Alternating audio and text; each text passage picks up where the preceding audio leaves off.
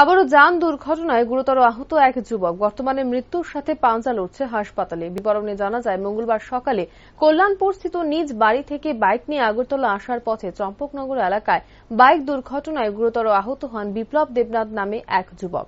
পরবর্তী সময় স্থানীয়রা বিষয়টি দেখতে পেয়ে সঙ্গে সঙ্গে দমকল কর্মীদের খবর দেয়। পরে ঘটনাস্থলে ছুটে আসে দমকলের কর্মীরা এবং রক্তাক্ত অবস্থায় বিপ্লব দেবনাথকে উদ্ধার করে চম্পকনগর হাসপাতালে নিয়ে আসে।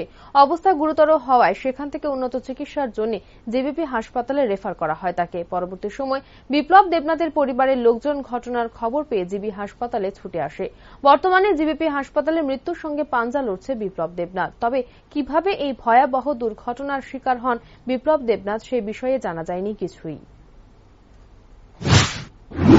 আমরা বাড়ি ঘরে কাজ করতে ফোন করতে আমি খেতে হাসপাতালে বিপ্লব বলে অ্যাক্সিডেন্ট হয়েছে। আমি তো কইতে না, একটু খবর দেন না, খবর দিলাম কেমন হয়েছে শুনছেন এরপরে? না না কইছে বাইক অ্যাক্সিডেন্ট হয়েছে। কোন জায়গাতে হয়েছে কিছু জানা গেছে? প্রথম তো কোন চিচিরই না, তাই না শরীর জানা না। কয়জন আসলো বাইকে? দুজন। সঙ্গে যে আছে ওনার নাম কি? নাম ডাকলাম তো সুদীপ দেবনাথ। আর ওনার নাম? বিপ্লব দাস। বিপ্লব দাস। কোনখানে বাড়ি? কল্যাণপুর। কই যাইতে আসলো তারা? তারাও আগরতলা আইতেছে। কি কারণে? কি কারণ ওই তাইনের লোকের জন্য শুরু তাইনের মা।